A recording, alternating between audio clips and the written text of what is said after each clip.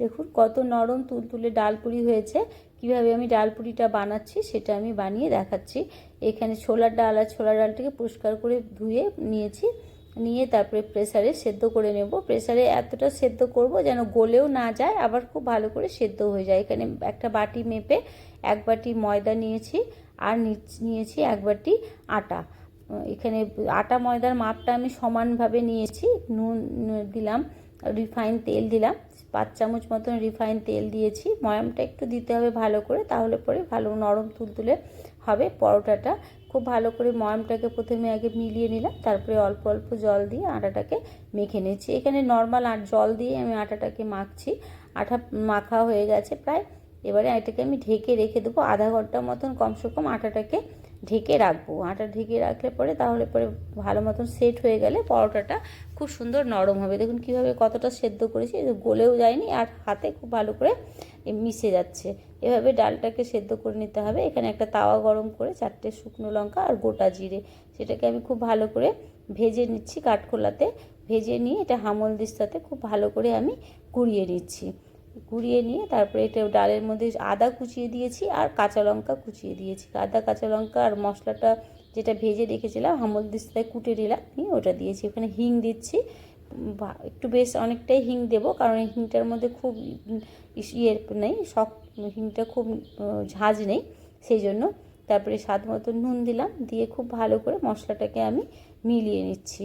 ব্যাস এইটাই দেবো। এর মধ্যে আমি পেঁয়াজ রসুন ছাড়া সম্পূর্ণ নিরামিষ বানাচ্ছি, সেই জন্য হিং দিয়েছি। তারপরে ঢেকে রেখে দিলাম ওটাকেও কিছুক্ষণ, মশলাটাকেও সেট হয়ে গেল। তারপরে আধা ঘন্টা পরে আমি পরোটাটা বানাচ্ছি। এভাবে বাটির মতন করে নিচ্ছি, করে নিয়ে তারপরে এর মধ্যে ডালটা ভরে দিচ্ছি। একটু বেশি করেই দেবো যাতে ডালপুরিটা খেতে ভালো, ডাল পরোটাটা খেতে ভালো লাগে। এভাবে করে হাত দিয়ে চেপে চেপে ভালো করে সেট করে নিচ্ছি ডালটাকে, নিয়ে তারপরে মুখটাকে আমি খুব ভালো করে এভাবে বন্ধ করে দিচ্ছি। এভাবে করে সব কটা লেচি আমি বানিয়ে নেব। এভাবে করে মুখটা বন্ধ করে দিলাম, ব্যাস তৈরি হয়ে গেল ডাল পরোটার জন্য পুর ভরা 8 লেচি তৈরি হয়ে গেল। তারপরে এটাকে আমি বেলে নিচ্ছি। একটু প্লেটের মধ্যে আমি ময়দা নিয়েছি, ময়দা একটু মাখিয়ে নিতে হবে, নিয়ে তারপর ডাল পুরিটাকে আমি বেলে দেখাচ্ছি কীভাবে বেলছি। এভাবে করে বেলে নিয়ে খুব সহজেই বেলা হয়ে যায়, বেলতে কোনো অসুবিধে নেই। ডালপুরি এমনি ডাল পরোটা সকলেই ঘরে বানায়। এভাবে করে বানিয়ে নিলে খুব খেতে, একবার এভাবে বানাবেন, খুব ভালো লাগবে খেতে। সস আচার যে কিছুর সাথেই খান খুব ভালো লাগবে। দেখুন পরোটাটা বেলা হয়ে গেছে, একটু বড় করেই বেলে নিচ্ছি, যেহেতু লেচিটা আমার বড় ছিল, তাহলে একটুখানি পাতলা হবে, খেতে ভালো। তাওয়া গরম হয়ে গেছে।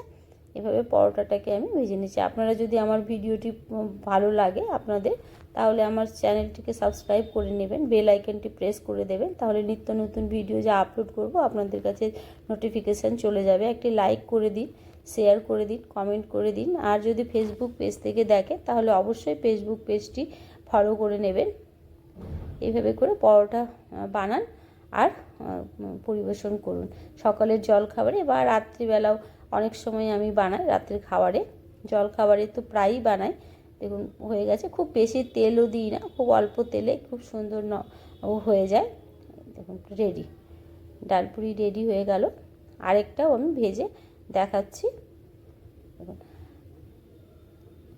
একটা পিঠ একটু কম ভাজতে হবে, আরেকটা পিঠ তা উল্টে একটু বেশি ভাজতে হবে। তারপরে পরের পিঠটা উল্টে দিলে খুব সুন্দর পরোটা তৈরি হয়ে যাবে।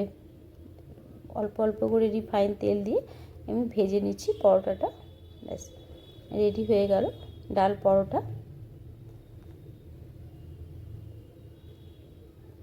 এইভাবে পরোটা ভাজুন আর পরিবেশন করুন। ভিডিওটি দেখার জন্য অনেক অনেক ধন্যবাদ।